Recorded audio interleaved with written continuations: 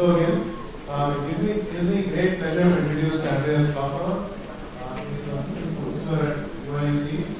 More importantly, he's been a developer involved in scientific computing for many years now. How many of you heard of PyOpenCL, PyCUDA, or CUDA have you heard of? OpenCL have you heard of?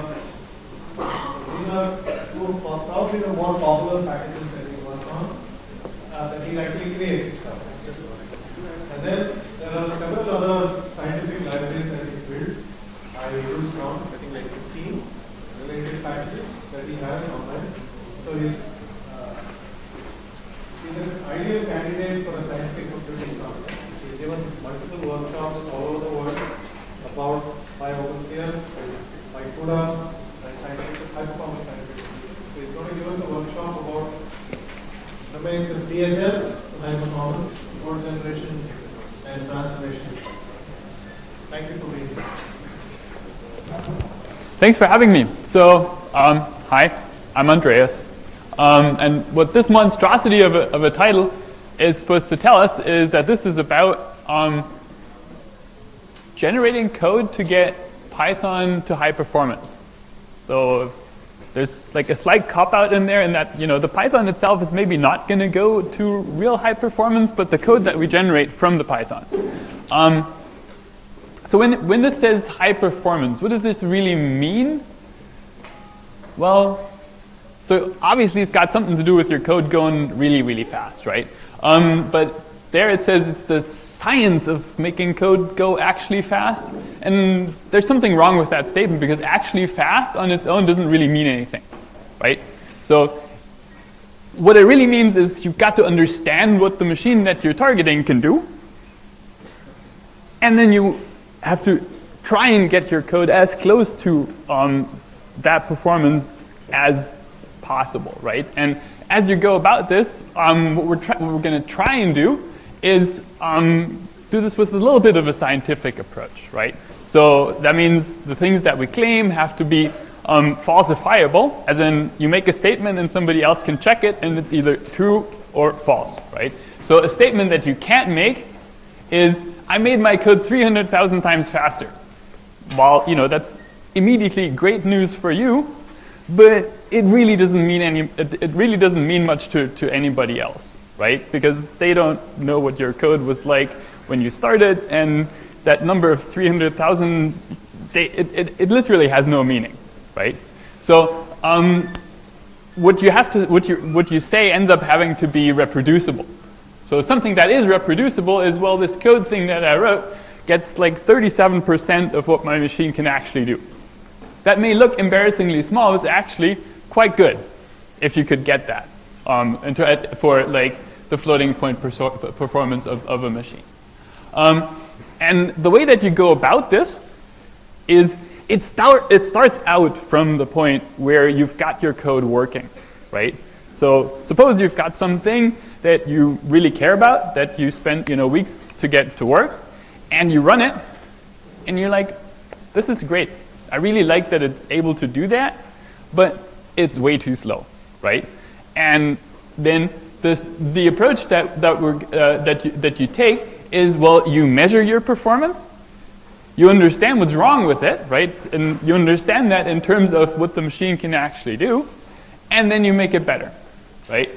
So, and the cycle continues, and you start from scratch, and you rewrite your code again and again and again, and hopefully at the very end you are happy with where you are, and you have a good understanding of why you're getting that good performance that you're getting, right? So it's this cycle down here that's also massively annoying, because before you even start, you've already got working code, right? And in order to go and improve the performance and improve it again and improve it again, you have to throw away that working code, rewrite it just to make it more digestible to your idiotic computer that you're trying to go fast on.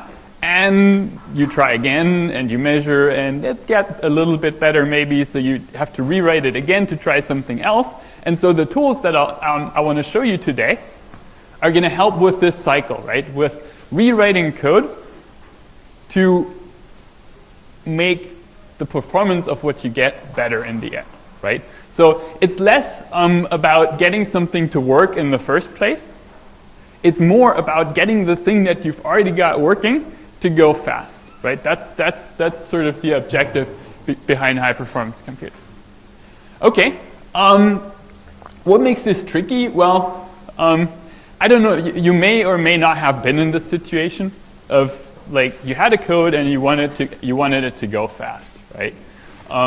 And as soon as you have something that goes fast, all of a sudden the pendulum swings back, and you're like, well, wouldn't it be nice if it also did this, that, and the other, right? So all of a sudden you're pushed into these two directions. It has to be flexible and do a bajillion things that all of a sudden also would seem really, really nice, but it also has to stay fast, right? And so the default thing that seems to happen with codes like that is they devolve into a giant spaghetti mess, right? And the hope is that we can maybe try and prevent that from happening, and the way that we're going to try and prevent that from happening is to split, in principle, the interesting bit, the math bit, the thing that the code is actually supposed to do, from the performance work that kind of fiddles with the computer details to make the code go fast, right? If we could keep those in two different parts of the code, then maybe we can modify one and leave the other alone, and vice versa, right? So we want to split those two up. So what we'll do is instead of just coding up what we need to do, we'll describe it to the computer, and then we'll make the computer write the code for us. So this is a little bit of a jump, just because instead of just coding, what we need to do is we need to describe, right? So the computation itself, right, the thing that we want to do is going to become data rather than just code. Sounds funny, I totally admit. But that's sort of the thing that enables you to change what the code looks like at a pretty fundamental level without having to rewrite the original representation, right? So that's where this is going. And we'll go about this by, I'll first show you how to make it possible to make some mathematically oriented like mini languages that say, well, how do I want to process this image? How do I want to solve this PDE? How do I want to process that statistical data? That's sort of the idea. And it's all the juicy things that computers are really good at all have to do with math, really, right? So in that sense, focusing in on something that's basically math seems to make sense. And then we'll string those together with some arrays, some loops, and see where we go. All right, this tutorial that you're seeing here today is actually a part of a longer tutorial that's about 4 hours long. So obviously we don't have that much time, but the material that you get is for the whole thing. And the things that we'll actually see is Python and NumPy you already know, so we'll just do like little pieces of that you haven't just seen yet. And we'll at length talk about how to build these mini languages and how to maybe generate code from them. And then we're going to make a slight jump sort of from the very top end of this to the very bottom end of this, which is, we make our language and somehow that's going to end up on a computer. And the thing that we'll use to make it end up on a computer is called OpenCL. I'll say a little bit more of why why OpenCL is a reasonable thing to use for that during my talk tomorrow. Today we'll just more focus on the mechanics of making it go, right? And the main thing that it'll do for us is we can throw it some code and it'll compile it and execute it. And it'll do that on CPUs, GPUs, and some other bizarre hardware that you might have. Right. Then we'll look at a bunch of examples where people have done exactly that, and we don't actually need to look too far, right? One example that we'll look at is actually built right into NumPy, where somebody's gone and built a mini language for some sort of operations. It's called Unzip. And then as the last thing for today, I'll show you a tool that my hope is will help with this process of turning these languages into actual executable code. That's the outline. Any questions from you guys as we get started? Good? All right. So the tools that I'll talk about, Python, NumPy, you obviously know about. The thing that helps us build the languages is called Pymbolic, which is supposed to sound like symbolic. I'm so embarrassed about that name. And PyOpenCL basically does what it says on the can. It ties Python to OpenCL. And then Loopy is the thing that I mentioned that's supposed to help us spit out OpenCL code, or basically C code. And they're all open source. If you look on my GitHub, you can find them. OK, with that, let's get coding. And by now, I hope you've downloaded the glorious 3 that we kept harping about yesterday. So you need VirtualBox installed. So if you run that, it should look a little bit like this. And what I'm going to do right now is I'm going to walk you through a series of steps to get set up. Unfortunately, we have to work a little. And as I go through the steps, I'm going to write them on the board just so that you can follow, even if you're a little bit lagging behind in the process. So it'd be cool if there were some volunteers to help. So if you've got it set up already, if you could help, that would be awesome. Right. So the things that you needed. Can we turn on this whiteboard light so it's not so dark? I don't know what I want to do. Okay, just so that it's not completely dark.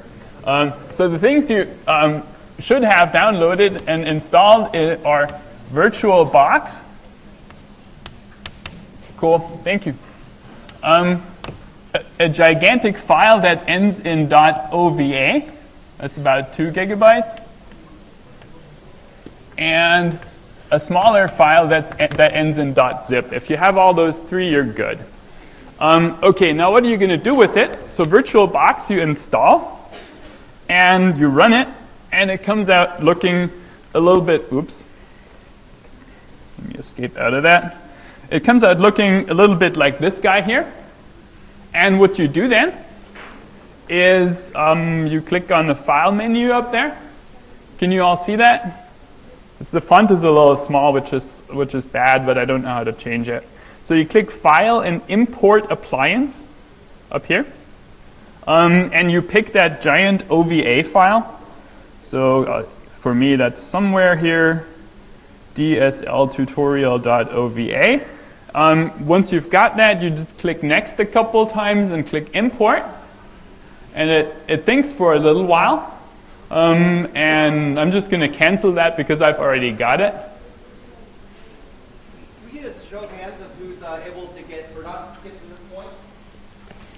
Yeah, show of hands. And, if you can't get to this point, then flag down a volunteer and they'll help you. And we've all. I asked for people who didn't get it, right? So you're able to start at this point, you need help? Not able to get to this?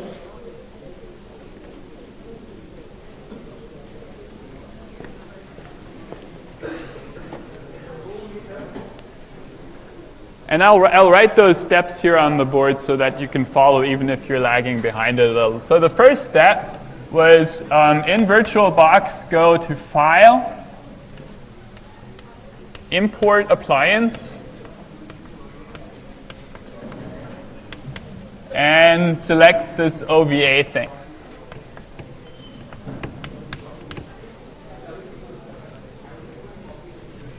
And that should take about 2 minutes to import. Once. Say again? What directory is that OVA? On the USB sticks, it's in a directory called Everyone because it's the same file for everyone. Yeah, dsl-tutorial.ova. That's the guy.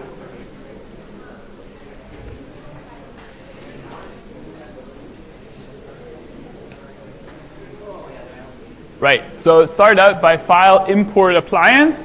Once you do that, you get a thingy over here that says Debian Compute. And you double click that. And what that does is it boots up a little computer inside of your computer. So you can see that going on right up there.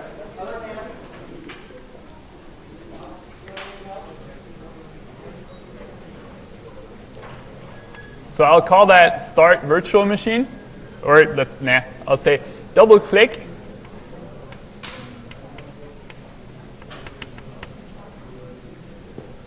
The symbol called Debian compute.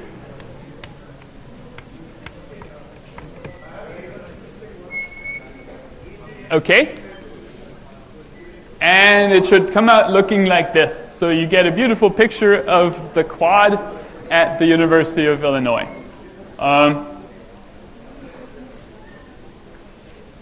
Who's not happy with these instructions so far? Okay, so only a few hands anymore. So keep flagging down those volunteers until you're at the point. Show your hands if you're having trouble, and we'll come help.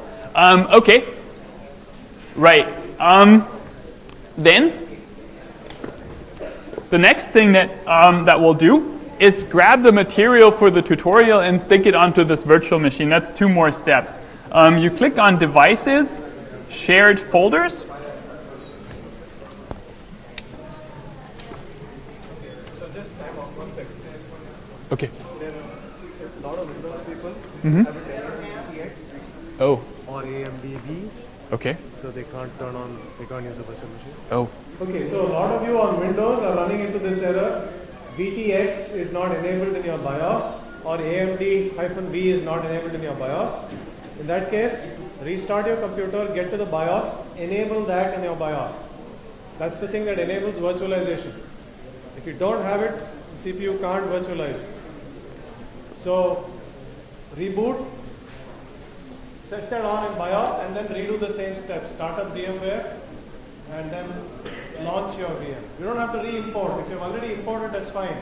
Importing does not require VTX. Only when you start the Debian compute environment is it going to complain about this. So don't re-install or anything. Just reboot, get to the BIOS, turn on VT-X or AMD-V, depending on your architecture, and then move up.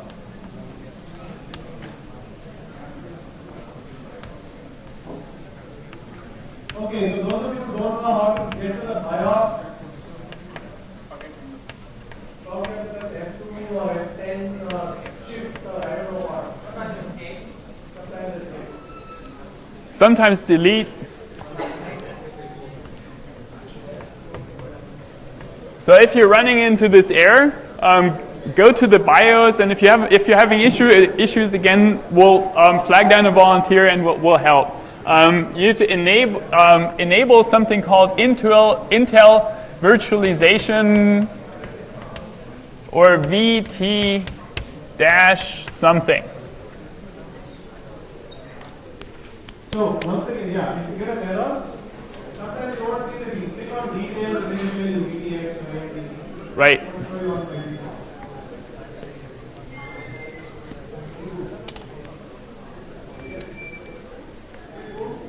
So again, I'm repeating this again. If you start up the Debian compute and it fails on Windows, you check the details, you say either VTX disabled or MPG disabled. In which case, you have to reboot, get your BIOS, enable it, and get back on. Yeah. Idea how much the expanded virtual machine, how much space it requires, because some people are running short of it. Okay, about 3, 4, 5 gigs. 5 gigs? Yeah, just about. And one way to save space is to expand it right from the like delete it from the hard drive and expand it right from the USB drive. But the USB should have space, 5 gigs as well, right? No, what I'm saying is, if you don't if you copy it to the hard drive, Sure. then you take up that space that you also need to expand. Sure, right. Okay. All right. We'll keep moving here, and I'll fill up this list. And if you're lagging behind, you can just follow those instructions.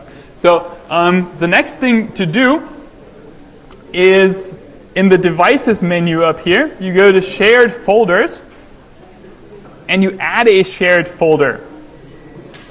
And you add that shared folder in the spot where the .zip guy is. So on my computer, that's just my home directory. And it asks you for a folder name.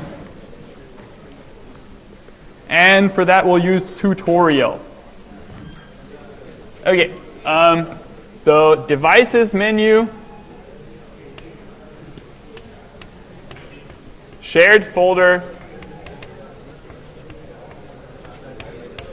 add, and as a name, pick tutorial. And as a folder, wherever the zip guy is, wherever .zip is. Normally, I would give this to you over the network, but since we don't have network, we have to work a little harder, unfortunately. Sorry about that. So up here,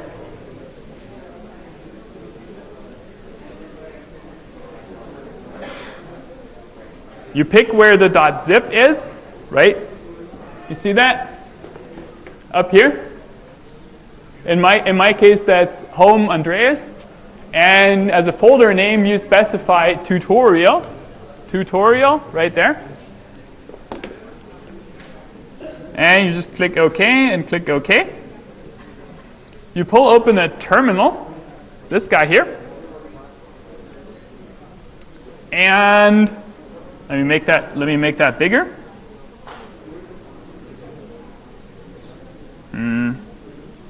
Appearance.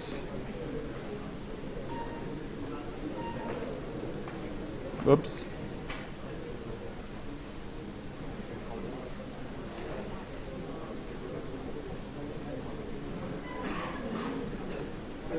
And in that terminal, we're going to have to type 3 things that we're going to be set. Slow down or go slower? Okay.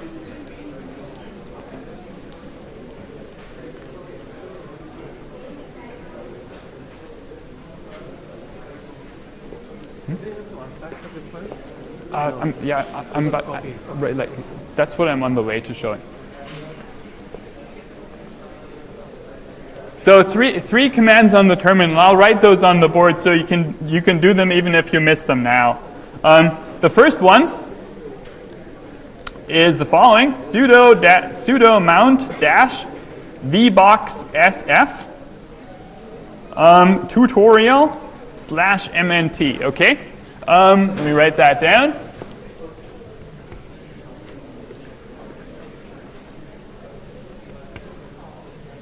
Double-click terminal.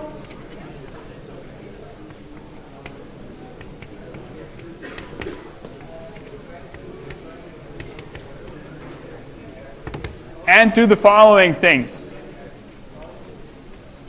Sudo space mount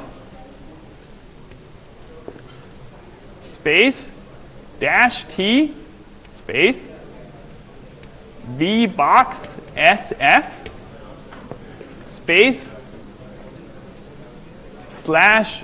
/tutorial.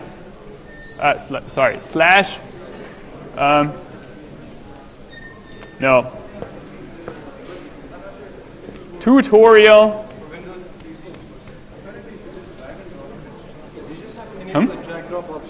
Oh, okay. And you just drag and drop it. Really? Okay. Yeah. That works? Yeah, it does actually. Okay. If you have drag and drop. yeah, I think Bidirectional? Yeah. Okay. Yeah. Let's try that.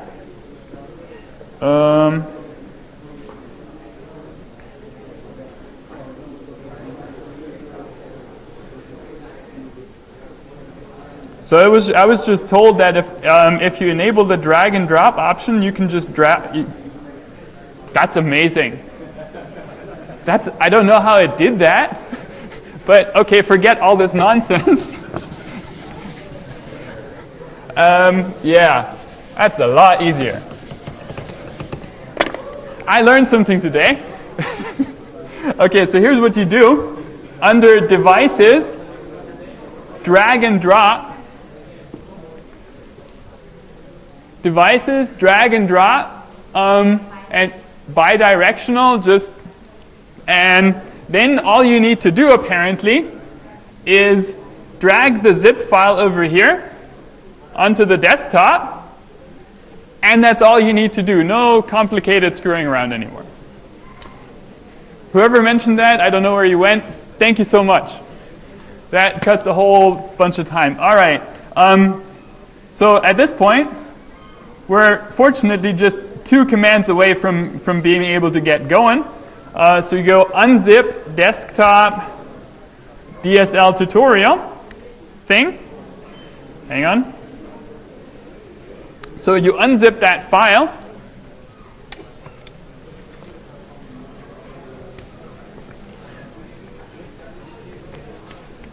Devices, drag, drop, bidirectional.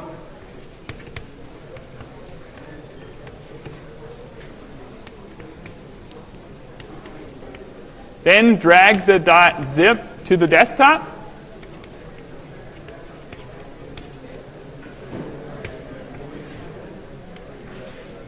In the terminal, do unzip desktop / DSL dash and then just hit tab. It'll complete the rest of the name. And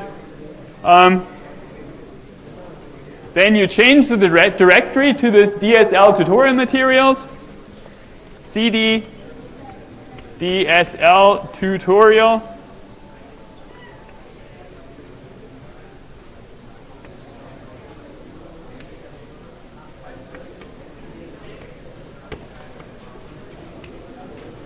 Materials, and you run Jupyter Notebook. Those are the steps. So here, from the time when we're unzipped, you go, whoops, cd DSL tutorial materials, Jupyter Notebook.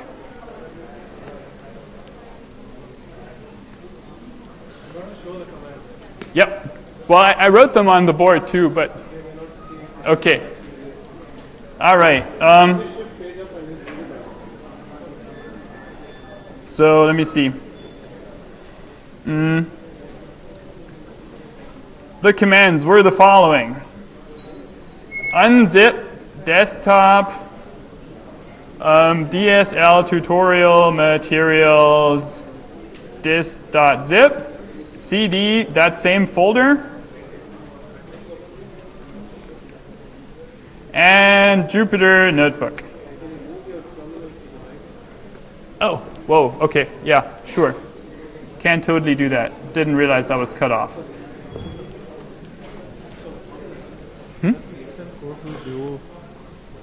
Does not support the virtual image? Say again? Intel Core 2 Duos, do they support the virtual image? Because some people have an older CPU. They should. That VirtualBox gets that out of the way normally.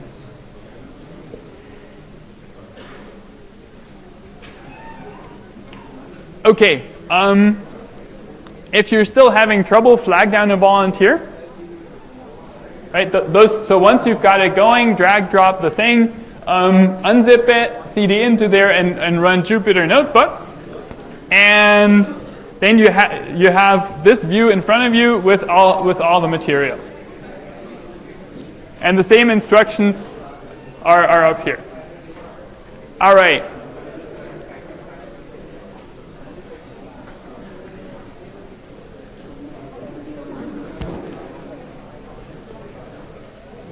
How many of you are good at this point? How many of you have this completed? Not that many, okay.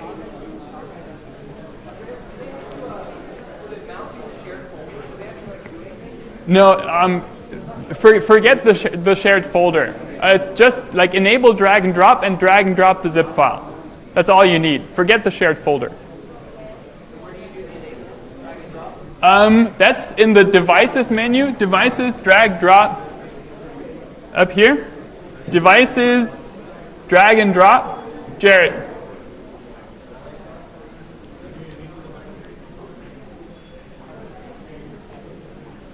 Devices, drag, drop, bidirectional. And you just drag and drop the zip guy over onto the desktop. Oh, logistics. Gotta love it.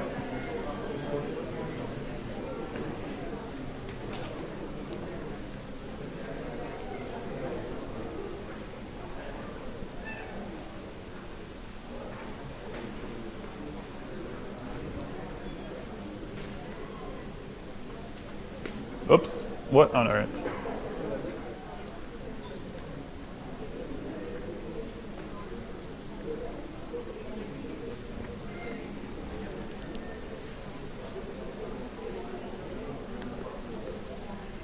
I'll repeat the instructions again. So import appliance, double click the image, hopefully it'll start. Then enable the drag and drop. Just drag the zip to the desktop, unzip it, cd into the directory, start Jupyter Notebook. Those are the steps. Okay.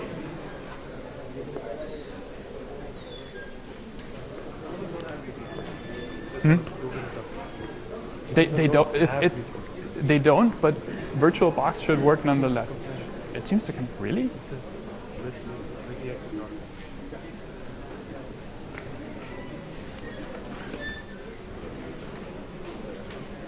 It should work. I've used this pre VTX and it was fine. I don't know.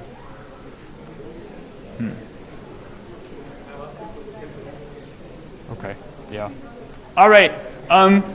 If you're still having trouble, maybe you can work with a neighbor. And again, the volunteers are happy to provide help.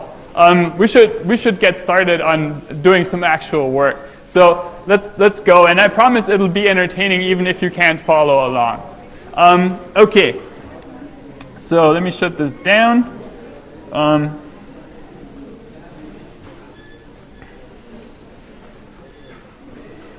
What do we got? So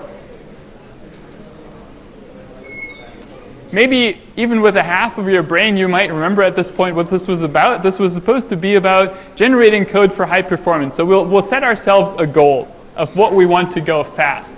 I'll just to do that here. And hang on, I'll show you one more thing. Whoops.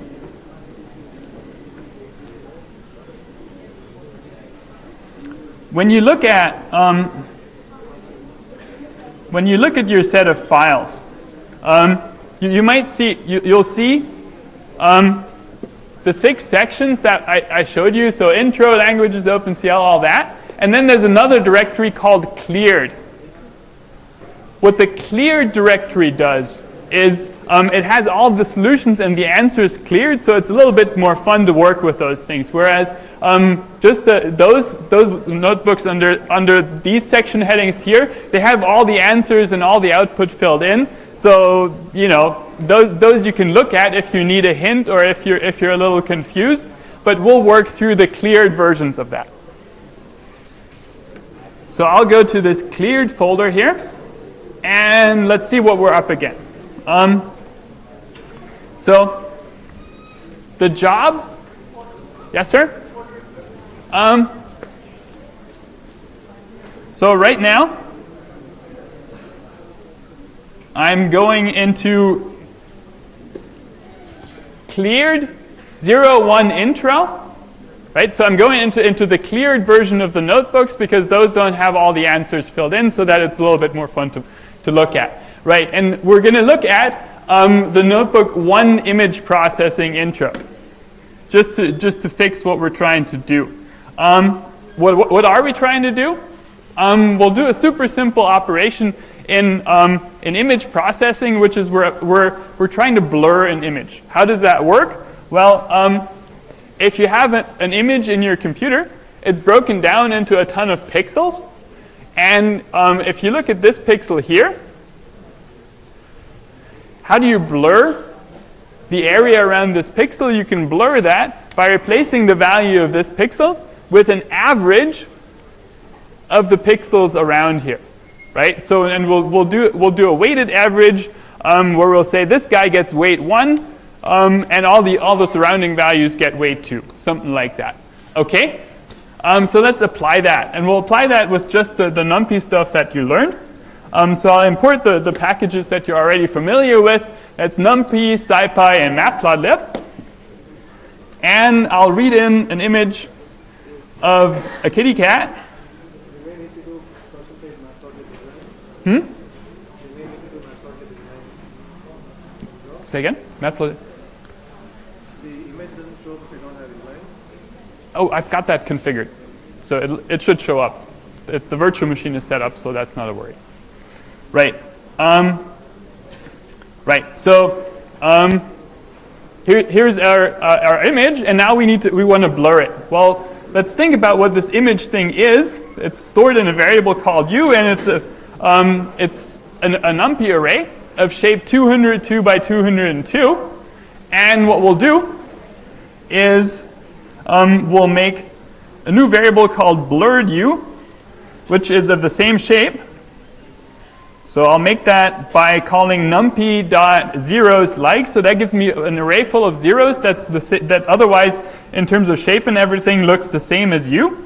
And my blurred version then is going to look like this. I'm going to do 2 times my original u. Actually, so in order to make this this averaging happen, I'll do my operation on an array that's just 200 by 200 in size, right? So I'll look at the original 202 by 202 image and chop out pieces. So obviously, if I asked for a downward neighbor for this pixel down here, I don't see anybody. So I can only do this to the middle 200 by 200 pixels of the image. So those are what I'll work on. And I can chop out the middle 200 by 200 pixels just by saying, this goes back to your NumPy indexing, 1:-1, 1:-1, right? That's like the exercise that you had where you chopped out the bird out of the image. If I look at the shape of that, that's just 200 by 200, so it chops off all those 4 corner areas. Okay, so that part of blurred u should be 2 times, right? That same part of u, and then we're going to look at shifted versions of u. So instead of looking at just this middle portion, we're going to add, let's say, this part of u, right? The same thing, just 1 pixel further up, 1 pixel further down, 1 pixel over to the right, and this just becomes an exercise in indexing. So I go u. Does someone want to tell me what I should write for my indices, just as a recap for your NumPy exercises? Can't hear you. What? 1 minus 2. Just like that? You're going to need to form an opinion. Someone shout. Okay, someone shout. Whoever shouts the right thing gets a chocolate. Shout, I can't hear you. Well, I'll eat the chocolate, no problem. 0 to -2, right. There we go. 0 to -2. What do I write for the second guy? Say 0 to -2. 1 to -1, right? Because this is, if this here is the x-axis of my image, then that's the 0 to from the end, right? So that's the shifted to the left version. And in the y-axis, we're going to stay the same. So we're going to use 1 through -1, which is still the middle part. Okay, let me hold up my promise. Who said it? Congratulations. Sorry. All right, and we'll pull off the same trick for the other bits. So that's U. The other shifted version in the x-axis is starting at 2 and going all the way to the end. And then we do the same thing along the y-axis, which means that now the x-axis becomes 1 through -1, and the y-axis has the business with the 2's. And we divide that by 6, just because we've added 6 versions of the image. And we'll see, what has that done?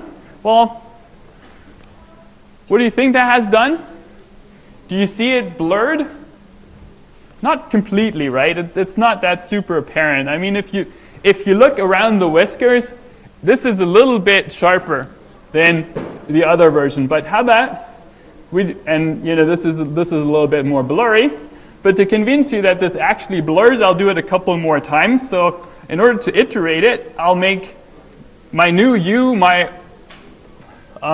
the blurred U, and I'll just run this a bunch of times. And now that's one blurry kitty. Right? So what we've done is this blurring operation, but a bunch of times. And so this is our target operation, right? This is what we're trying to get to go fast. And if you look, well, there's a simpler version that you could conceivably write that involves for loops, right? So this is already the NumPy high performance version in some sense. And it's already pretty ugly looking, right? It's much less clear than writing a for loop that says, well, go up 1 pixel, go down 1 pixel, go left 1 pixel, go right 1 pixel, right? But what we want to do is try and beat this into the ground performance-wise, because there's still a fair amount of inefficiency hidden in that. Okay. Any questions so far? We're good? All right.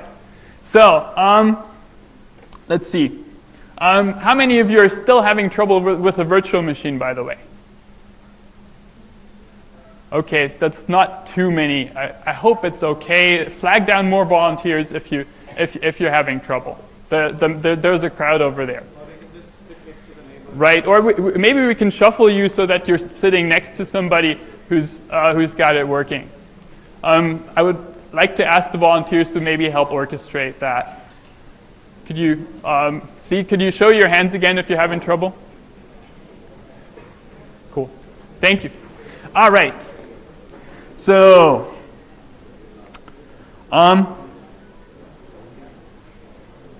we need one more bit of basics that I need in order to put together our description of the computation, and that is another thing like functions in Python, and it's called objects.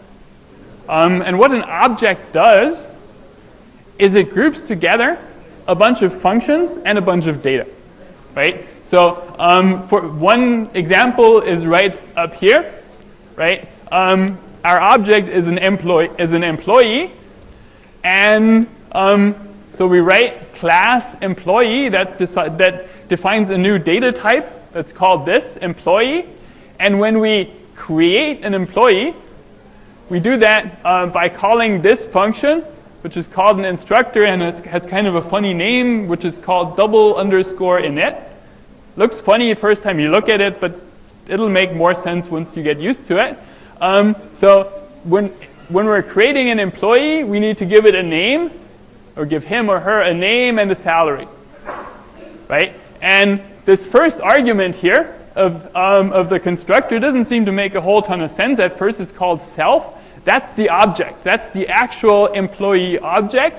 And what we do with it as we're creating this employee is into self.name, so into this what's called an attribute of the object, into the name attribute, we poke the name, and into the salary attribute, we poke the salary.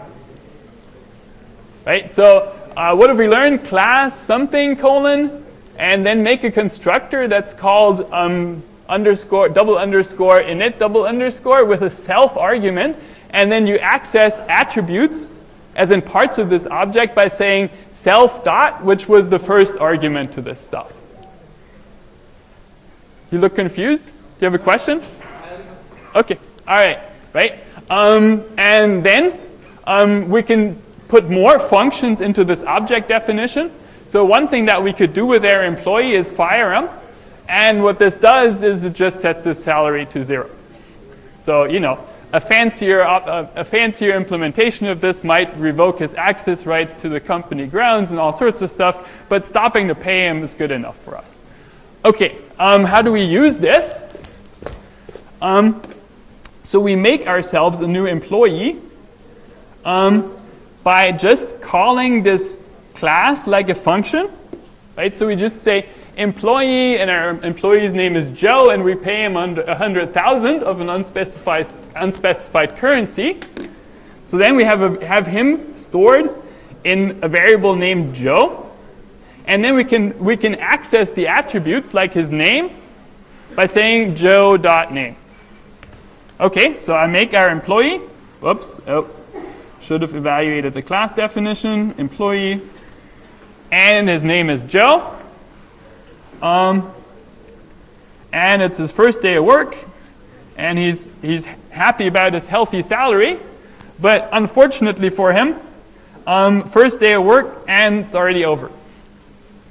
So we go and fire him, and we do that by calling Joe.fire with the parentheses to denote a function call, and after that, we go look at his salary. What's this going to be? 0, right? Poor guy. One more thing that that these object things do is that funny word right there, right? Where it says inheritance. What that does is, well, once you have an object that has all this stuff grouped together, like a bunch of data and a bunch of functions, then the next thing you often want to do is make it better in some way, change it in some way. And the way that you do that is you modify it slightly by basing your new object, your new class, on the old one. So for example, a special case of an employee could be a boss, right? Somebody who manages people, and the only way that he's different from the other employees is that he has a bunch of people that he supervises. Okay? So, and the description of this is different in two ways. The first is up here in parentheses after the class definition. We write the class that we're inheriting from, right? So a boss is an employee too. And so we say boss of employee. And in the constructor, we call the superclass. Actually, since this is Python 3, we can save ourselves some work and just call super. So we call this the constructor of the so-called superclass, which is the employee, which is going to set the name and the salary for us. And then the only thing that we still have to do is set the attribute that says who our boss manages, right? And then we'll also override the fire method. So when the boss gets fired, we also fire all the employees that he supervises. That might not be smart from a management perspective, but it's just what we'll do here. Right, okay. So again, for the super, we can just cut that short like this. And we'll make ourselves an example scenario where there's, hey, look, Joe is back on the payroll. There's also Jack, and there's Mike who's managing both Joe and Jack. And if we look at Mike.salary, what's that going to be? Yep. Even better, 150,000. But yeah. Guy's making a lot of money. Okay. And let's see. Let's look at Joe's salary. What's that going to be? he's back at 100,000, but only briefly, because what happens if we fire Mike? What's Joe's salary once we fired Mike? 0, right? Poor guy. His employment just never seems to last. Okay, so that was a whirlwind tour of object-oriented programming in Python. So class has a bunch of data attributes and a bunch of functions, and you access them by self dot or Joe dot something, and that can be either a function, like a function in that object, or some data. Okay, questions about that? Yes, sir. Over here we have 3 objects. Mm-hmm. So we have Mike, Joe, and what's the other? Joe and Jack. Yep. And inside the Mike object, there is self.supervise, Mike.supervise, which is Joe and Jack. That's right. So if we fired Joe, like Joe.fire, Yep. then Keep. self.supervise change. That's an excellent question, right? So the question was, if we go back to our initial scenario here, if we just fire, right, so we're back in the situation where we've got Joe and Jack and Mike who's managing them. If we fire Joe,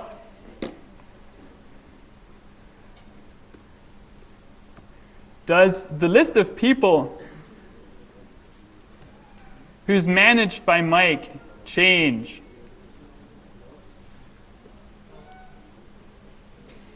No, it doesn't. Remember, we're still talking, I mean, these things don't get printed quite prettily, but there's still 2 employees in the list of people supervised by Mike.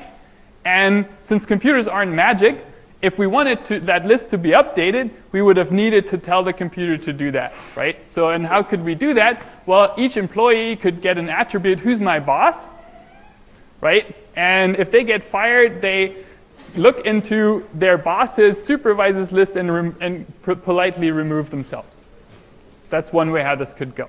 But without telling, nothing magical is going to happen. Good question, though.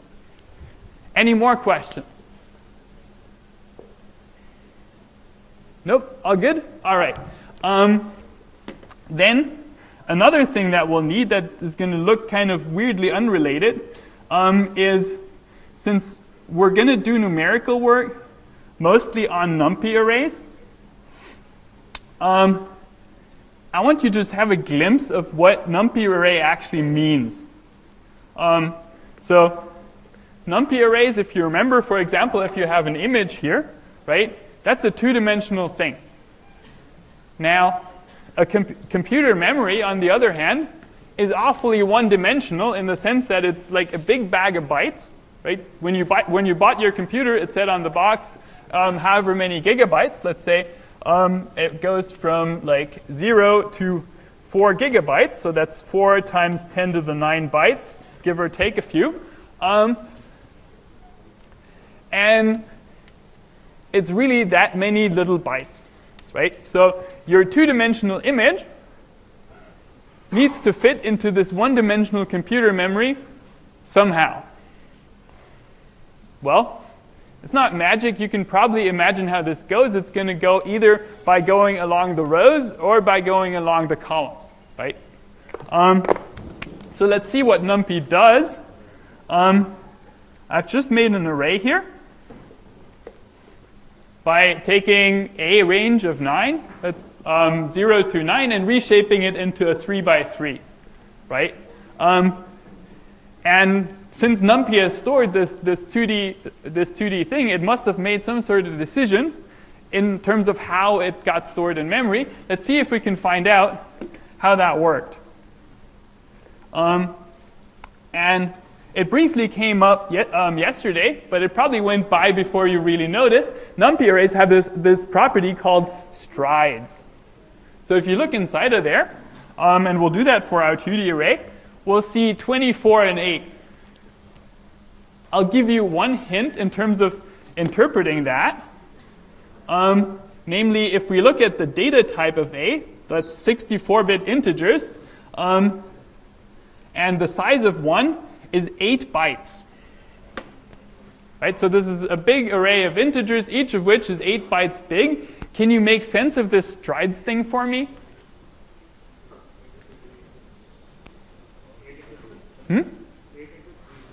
8 into 3, right. So what this means is this tells me to go one step along the first axis, right?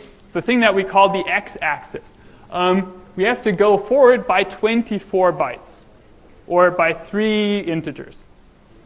And to go forward by one element in the what we call the y-axis of the image, we have to go forward by 8 bytes, right? By one integer. So if we wanted to visualize the layout of this 3x3 guy, then if we say this guy here, and these are the however many bytes or however many slots we need to store this. The first guy obviously is going to go in the first cell. Who's going to go in the next cell? Like, where is this guy going to go? In the next cell, right? Because we're going 1 in the y-axis, and in order to do that, we need to go by 8, which is the item size of our data type, right? So he goes here, he goes here, he goes here, and so on, right? Okay, that's how you cram multi-dimensional arrays into linear memory. Not huge wizardry, just good to know about. And turns out NumPy has this opinion that it, by default, stores your arrays this way. That's often called row major. You can see why, because the rows are the major things, and but you can also ask for the other way. That's neither here nor there, though. Okay, great. And that's really all I wanted you to know about how NumPy arrays are stored. So let's go and define ourselves some small mini languages. And this actually came up already in a small way, actually in a pretty big way, during Sumit's tutorial on SymPy yesterday, although you may not have noticed that it was there. Okay, so if we wanted to stick some math into a computer, how would we do that? Well, let's see. So this is our first contact with this funny package with a funny name called Pimbolic, and apparently something that I can grab from a module called pimbolic.primitives is a variable, right? So I make x a variable, I make y a variable. And if I then go and print x, it goes and says variable x. Fantastic. Okay, what can I do with those things? Well, the point of what we wanted to do with this is capture some math, right? So x plus 5 is a very simple bit of math that I could want to describe. And I write this down. And apparently, so these things are objects, right? Just like the ones just like the employee guys that we talked about just a little while ago, and they have attributes. So, for example, our variable guy has an attribute x.name, and it's x. Okay, that's not a huge surprise. Similarly, if I call this whole thing u, right? Then I could ask about the attributes of this, and this thing here has one attribute, which is a list of its children. Let's see, how does this work? So a sum, well, if you were a sum, what would you need to know in order to store yourself? You would need to know who you're adding together, right?